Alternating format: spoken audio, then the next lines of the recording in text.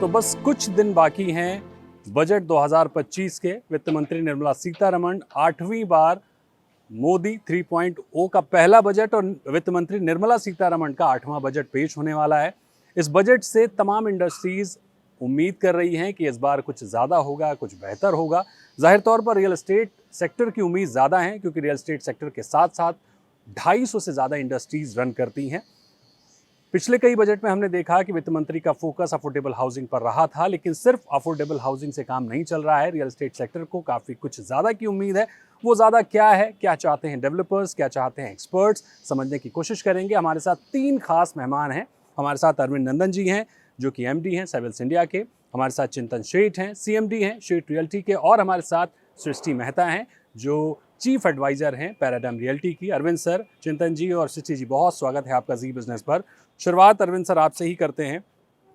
इस बार बजट में आपके हिसाब से, क्योंकि हमने अगर देखा उम्मीद की हम बात करें तो पिछले 4-5 सालों से लगातार उम्मीदें बनी हुई हैं। अब क्या वो उम्मीदें हैं जो पूरी होनी ही चाहिए, जिनकी वजह से अब दिक्कतें आ रही हैं? जी देखिए, कुछ उम्मीदें ऐसी हैं जो बराबर बनी हुई थी, इस बार भी बनी हुई हैं और ख़ासकर अगर सिर्फ इस बार के लिए बात करें, तो मुझे ये लगता है ये बहुत ज़रूरी है कि मिड सेगमेंट और लोअर मिड सेगमेंट को एक बहुत बड़ा सपोर्ट दिया जाए। देखिए, हमने पिछले बजट में कुछ अच्छे काम किए थे। हमने कैपिटल आउटले पे फोकस किया था, उसको बढ़ा दिया था compare to that previous year.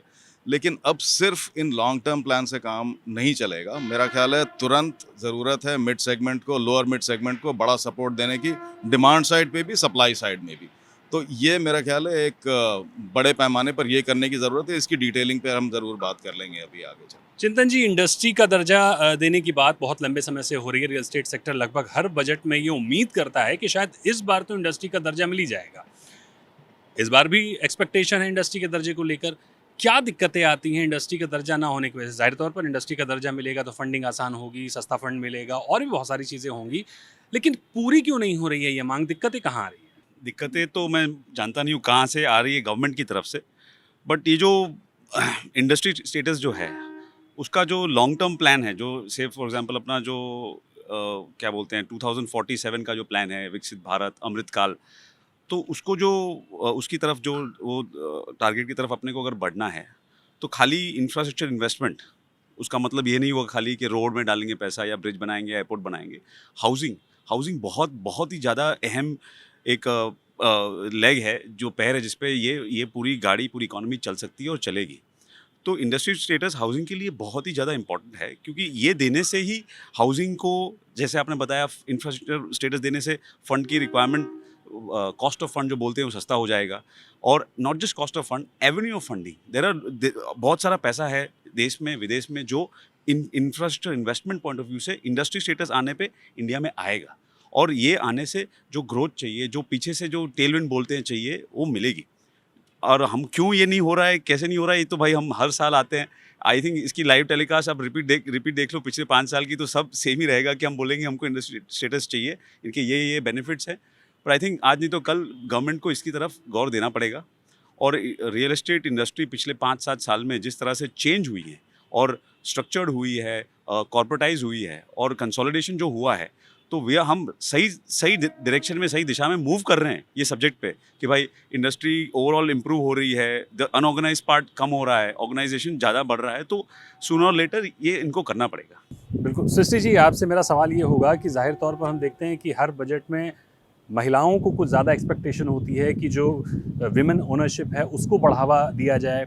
अभी रिसेंटली हमने देखा क्रेडाई ने एक एग्जीबिशन भी की थी, उस पर भी उनकी थीम थी कि जो विमेन होम बायर हैं वो आगे आएँ, उनको काफ़ी कुछ छूट दी गई थी। तो आप एज ए विमेन डेवलपर और as a women home buyer क्या एक्सपेक्ट कर रही हैं वित्त मंत्री से? टैक्सेशन जो एक स्टैम्प ड्यूटी के तरीके से, मतलब एक विमेन बायर को 5% पे वो डेल्टा नहीं मिलता है as opposed to a normal 6% stamp duty reason.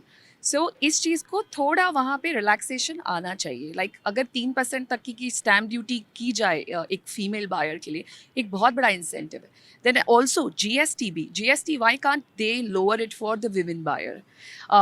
Then again coming to the exemptions, अभी ATC है, आप देखेंगे एटीसी में वो बहुत ओवर क्राउडिंग हो गया है।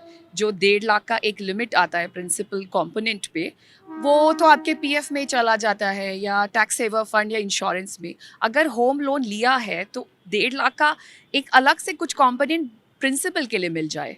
इंटरेस्ट की भी बात करें तो आज इफ़ यू सी नॉर्मली एक MIG2 हाउस होल्ड ज़्यादा है इंडिया में, मुझे ऐसा लगता है जितना हमने रिसर्च किया है।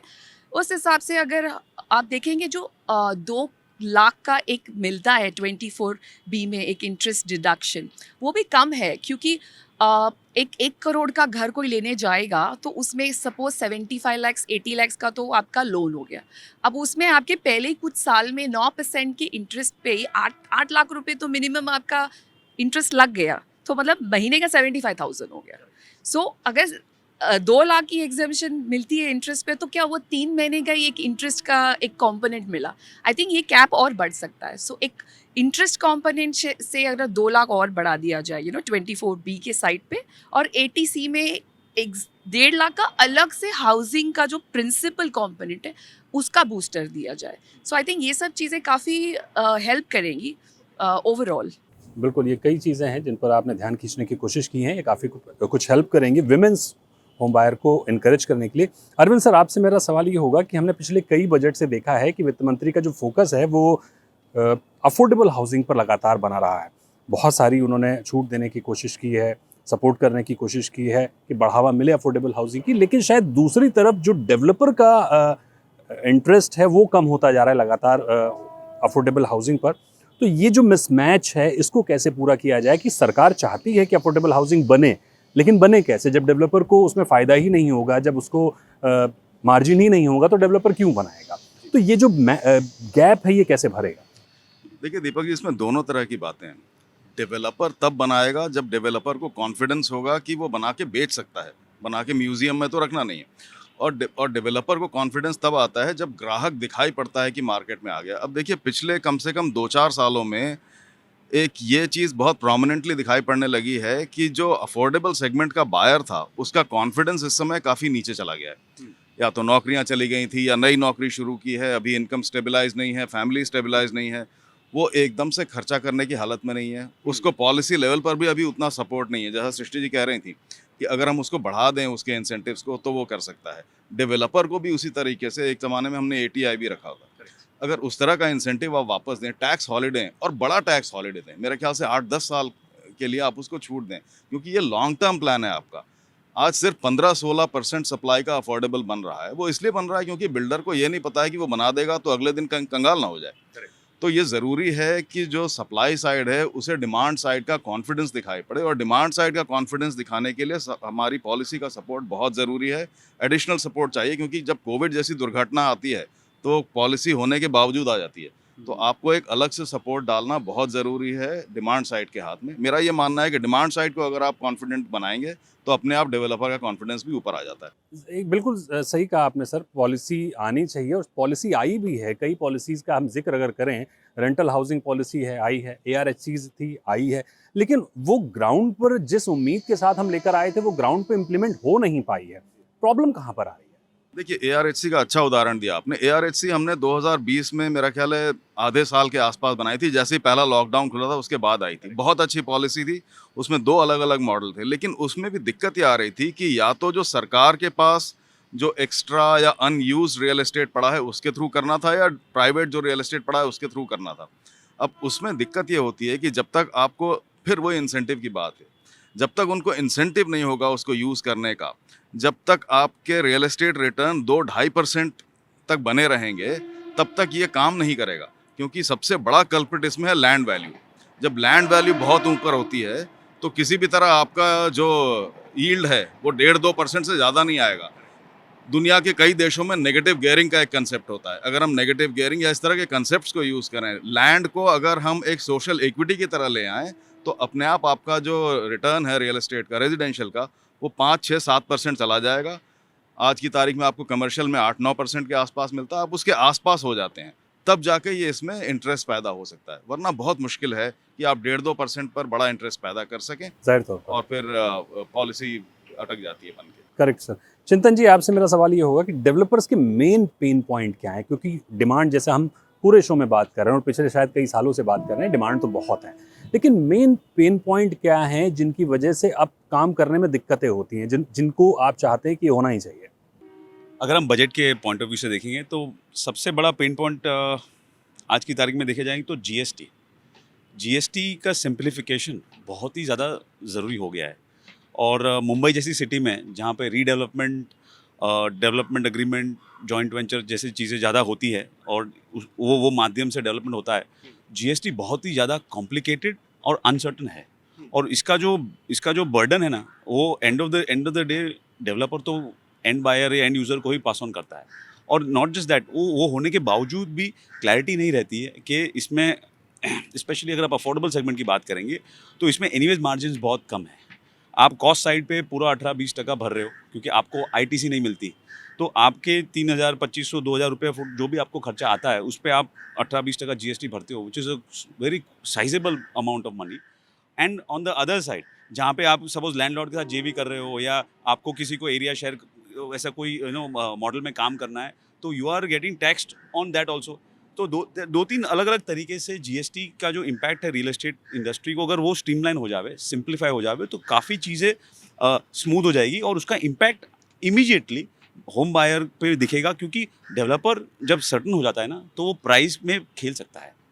सो दैट इज़ एक एस्पेक्ट वो है। सेकेंड चीज़ है कि इनपुट टैक्स क्रेडिट जो जीएसटी जो अपनी जो रजीम है उसमें से निकाला गया है रियल एस्टेट के लिए स्पेसिफिकली। अभी हो क्या गया है, GST is become 100% cost to developer. ये पूरी स्कीम को डेवलप करने का कॉस्ट बन चुका है। तो आप जब अफोर्डेबल की बात करो तो अफोर्डेबल बेचने के लिए अफोर्डेबल ठीक है, बनना भी अफोर्डेबल ही चाहिए, वो दोनों चीज़ होनी ज़रूरी है। तो ये जीएसटी वाला मतलब बजट पॉइंट ऑफ व्यू से अगर मेरी एक विश लिस्ट रहेगी तो GST simplification is the number 1 item from मेरे पॉइंट ऑफ व्यू से। और दूसरी बात रहेगी with respect to clearance approvals.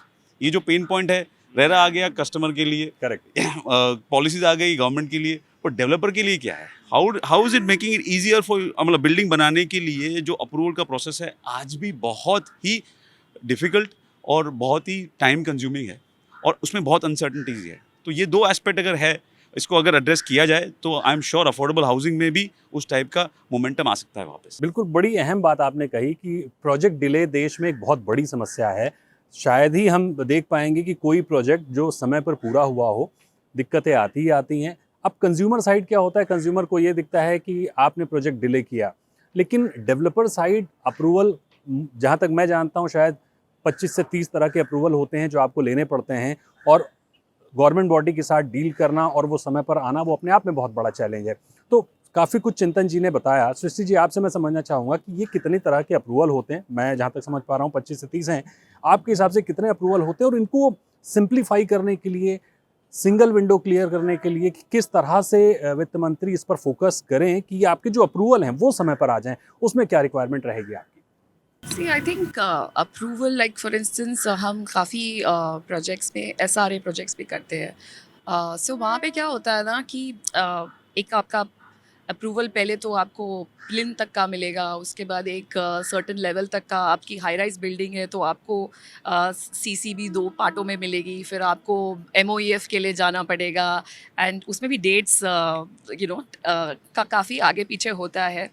So I think इस केस में ऐसा होना चाहिए कि जब पूरा प्लान सबमिट होता है वही टाइम पे जितना एक ड्यू रिस्पेक्ट सारे डिपार्टमेंट्स का एक कंसाइज बोलते हैं ना, 1 विंडो अप्रूवल आ जाए तो बायर भी खुश रहते हैं कि मतलब at the end of the day they have clarity कि भाई टॉप स्लैब कब तक आ जाएगा। इसमें बीच में कहीं कुछ डिफेंस का या कोई HRC का हियरिंग या कोई MOEF का approval, there are a lot of things riding. So I think apart from the state level, central level भी काफ़ी चीज़ें प्रोजेक्ट्स पे अब तो आ गई है।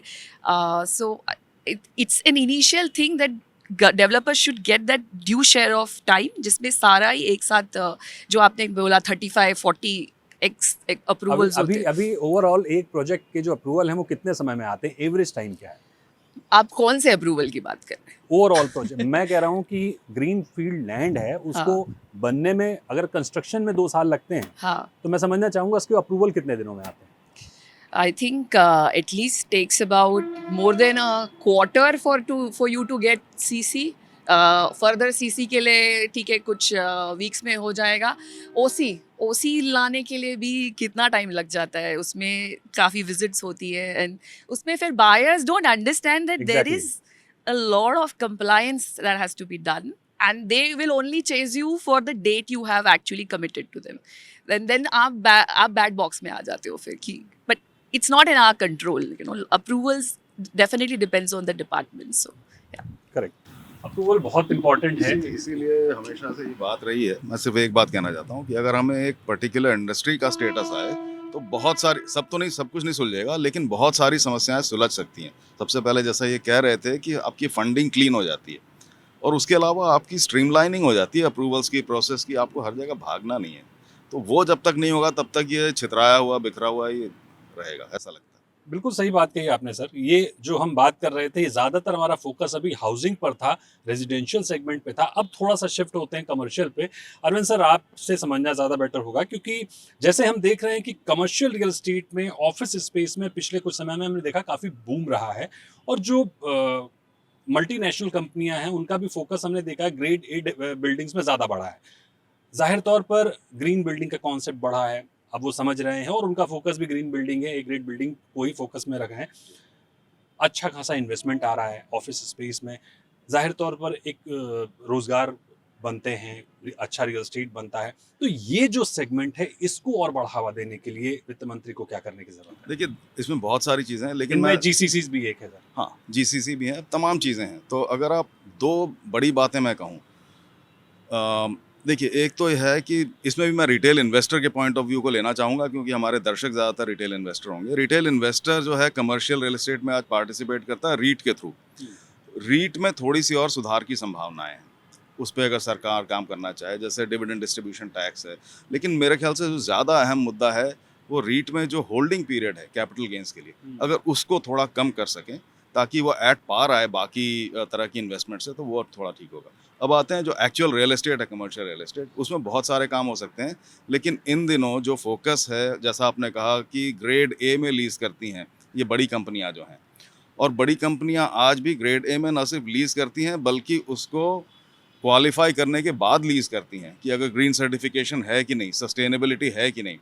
भले ही यूएस में सरकार आज पेरिस अकॉर्ड से विड्रॉ करना चाहे, लेकिन ये बड़ी कंपनियों की डिमांड है कि उनको sustainable ESG certified real estate चाहिए. और इस दिशा में हमारे देश में काम करना थोड़ा ज़रूरी है इस समय. तो हार्डकोर जो रियल एस्टेट है कमर्शियल, उसमें सस्टेनेबिलिटी पे या तो ग्रीन बॉन्ड्स का सहारा लें या फिर सर्टिफिकेशन बॉडीज़ की आप यूनिफिकेशन करें, ये काम कर सकते हैं.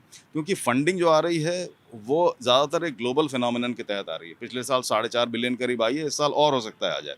तो ये एक जो फंडिंग का हिस्सा है ये अपने आप होता रहता है ग्लोबल एनवायरनमेंट के हिसाब से. लेकिन हमको अगर उसको सुदृढ़ करना है तो हम रीट को अच्छा करें, रीट को और थोड़ा सा पैना करें, और सस्टेनेबल रियल एस्टेट के पीछे जो पॉलिसीज़ हैं उसको थोड़ी और मेरा ख्याल है इम्प्रूव करें.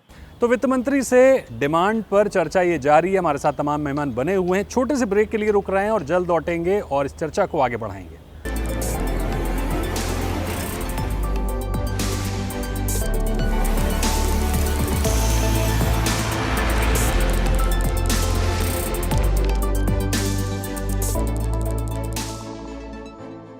Welcome back. आप देख रहे हैं प्रॉपर्टी प्लस बजट स्पेशल, यानी बजट पर वित्त मंत्री से रियल एस्टेट सेक्टर की ढेर सारी डिमांड है. हमारे साथ 3 खास मेहमान जुड़े हुए हैं. चर्चा को आगे बढ़ाते हैं और देखते हैं कि और क्या कुछ डिमांड निकल कर आ रही है. सबसे इंपॉर्टेंट पॉइंट यही है सर कि रियल एस्टेट तो हम कर रहे हैं, हम अपने पीछे एक शानदार स्काईलाइन बॉम्बे की देख रहे हैं, लेकिन यहाँ पर भी जो हम बहुत कमी देखते हैं, ग्रीन बिल्डिंग कॉन्सेप्ट की कमी है. ग्रीन बिल्डिंग सर्टिफिकेशन है लोगों के पास, लेकिन एक्चुअली वो ग्रीन बिल्डिंग नहीं है. मैं नाम नहीं लूँगा, एक प्रोजेक्ट में मैं था, वो platinum rated green building project था. डेवलपर ने जब तक उसको मैनेज किया तब तक मैनेज किया, लेकिन जैसे ही वो सोसाइटी को हैंड ओवर हुआ तो उसकी जो कॉस्ट होती है, रनिंग कॉस्ट होती है, वो शायद होम बायर्स ने उसको सीरियसली नहीं लिया. तो वो सर्टिफाइड है लेकिन वो मैनेज नहीं हो रहा है उस तरह से ग्रीन बिल्डिंग प्रोजेक्ट के तहत. तो बहुत सारी जो सर्विसेज है वो बंद कर दी गई. हम देखते हैं कि डेवलपर, ठीक है आप बनाते होंगे, बहुत सारे डेवलपर बनाते हैं, लेकिन एक बड़े लेवल पर डेवलपर ग्रीन बिल्डिंग से अभी बच रहे हैं, अभी उधर फोकस नहीं है. तो फोकस ना होने के पीछे की वजह क्या है? आप टैक्स एक्सपेक्टेशन करते हैं कि उसमें टैक्स में छूट मिले और भी कंप्लाइंसेज हैं उनको आसान किया जाए. आप क्या मानते हैं कैसे जो ग्रीन बिल्डिंग कॉन्सेप्ट है या सस्टेनेबिलिटी है उसको बढ़ावा मिलेगा, कैसे मिलेगा? आपने एकदम सही बात की सर कि एक बार बिल्डिंग बन जाता है और आप हैंड ओवर दे देते हो सोसाइटी को, कंडोमिनियम को, जिसको भी, मैनेजमेंट को, उसके बाद वो किस तरह से उस पर आगे अमल करते हैं, वो इट्स अ क्वेश्चन जिसको गवर्नमेंट अलग तरीके से आंसर कर सकती है। पर अगर आप ग्रीन बिल्डिंग डेवलपर क्यों इतना फोकस नहीं कर रहे हैं या कम कर रहे हैं जितना उनको करने चाहिए, इसका रीज़न एक ही है सर, डिमांड नहीं है। आज भी ऐसा रेसिडेंशियल मार्केट में इंडिया में डिमांड नहीं है कि पीपल आर नॉट चूजिंग कि मुझे ग्रीन बिल्डिंग में रहना है तो मैं इसका आपको कुछ प्रीमियम दूंगा या कुछ अलग से पैसा दूंगा। इनफैक्ट जितनी ज़्यादा आप ये चीज़ बढ़ाओ, वो उल्टा सोचते हैं कि भाई मेरे पॉकेट को कितना पिंच होगा, मुझे मेरा कितना आउटफ्लो बढ़ेगा मेंटेनेंस का। तो रेसिडेंशियल के लिए ग्रीन बिल्डिंग में ऐसा कोई टेलविंड, कोई मोमेंटम दिख नहीं रहा है। और मैं भी गिना चुना बॉम्बे जैसी सिटी में इधर उधर कोई एक दो जगह आपको मिल जावे ऐसा डिमांड, बट बाकी मेजॉरिटी ग्रीन बिल्डिंग डेवलपमेंट जो कर रहे हैं developers is only to attract fund. अगर आपके पास कोई ग्रीन फंड का इनिशिएटिव है या ऐसी कोई इंटरेस्ट है आपके डेवलपमेंट के पीछे, where they want to put money green fund में या एनवायरनमेंट ESF फंड में, तो डेवलपर उसके पीछे लगते हैं, बिकॉज उनको वहाँ पे फिर डेवलपमेंट पॉइंट ऑफ व्यू से कुछ ना कुछ इंसेंटिवाइज हुआ है। और अगर वो ये चीज़ अगर गवर्नमेंट इसको और अडॉप्ट करे और इसको बढ़ोतरी दे, तो नेचुरली डेवलपर्स ये डायरेक्शन में मूव करेंगे। ये डिमांड साइड इशू नहीं है, ये खाली सप्लाई साइड वाला इशू है। इसमें अगर गवर्नमेंट इंसेंटिवाइज करती है तो इसको डेफिनेटली डेवलपर्स विल अडॉप्ट, उसमें कोई इशू नहीं। जाहिर तौर पर हमने देखा कि जिस तरह से डेवलपर्स की डिमांड है, बात चाहे टैक्स को GST को सिंप्लीफाई करने की हो, अफोर्डेबल हाउसिंग को बढ़ावा देने की हो, जो पॉलिसीज़ हैं वो पेपर पर ना रहें, वो इम्प्लीमेंट भी हों, ग्राउंड पे नज़र भी आएँ और उनका जो परिणाम है वो भी देखने को मिले, ना कि वो सिर्फ कागज़ पे ही रहें। बहुत सारी रिक्वायरमेंट्स हैं, ट्रांसपेरेंसी को लेकर काम करने की ज़रूरत है। जैसे कि डेवलपर्स ने बताया कि अप्रूवल्स है वो और आसान करने की ज़रूरत है। जल्दी अप्रूव हो प्रोजेक्ट, जाहिर तौर पर तभी जल्दी बनेंगे। अफोर्डेबल हो प्रोजेक्ट, क्योंकि अफोर्डेबल हाउसिंग को बढ़ावा तो दिया जा रहा है, लेकिन अगर वो बनेंगे ही नहीं अफोर्डेबल, तो वो अफोर्डेबल होंगे कैसे? शायद एक ये बड़ी वजह है जो अफोर्डेबल हाउसिंग से डेवलपर का जो ध्यान है वो लग्जरी की तरफ शिफ्ट हो रहा है, और होना भी चाहिए। आप बिजनेस करते हैं तो जहाँ ज़्यादा फायदा होता है आप उधर ही जाते हैं, तो फ़ायदा देने की कोशिश हो। सरकार बहुत कुछ कर सकती है इस बजट में। डेवलपर्स की उम्मीद है, पूरे रियल एस्टेट की उम्मीद है कि इस बार रियल एस्टेट की जो उम्मीदें पिछले 4-5 साल से लगातार अटकी हैं, मांग है और उम्मीद बरकरार है, वो उम्मीद इस बार पूरी हो। लेकिन क्या होगा क्या नहीं होगा ये तो वित्त मंत्री ही तय करेंगी, उनके पिटारे में क्या है। 1 फरवरी को देखेंगे कि वित्त मंत्री इस बार रियल एस्टेट को क्या देती हैं और क्या नहीं। Thank you so much sir, thank you Arvind ji, thank you Chintan ji, thank you Srishti ji. आप देख रहे थे जी बिजनेस प्रॉपर्टी प्लस का स्पेशल शो। आप बने रहिए जी बिजनेस के साथ। नमस्कार।